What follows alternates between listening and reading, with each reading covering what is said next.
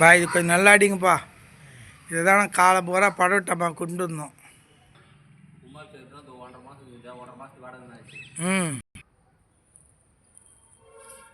ஆற்காடு தோப்புக்கணா படவேட்டம்மன் ஆலய திருப்பணி வேலைகள் நிறைவு பெறும் நிலையில் உள்ளது.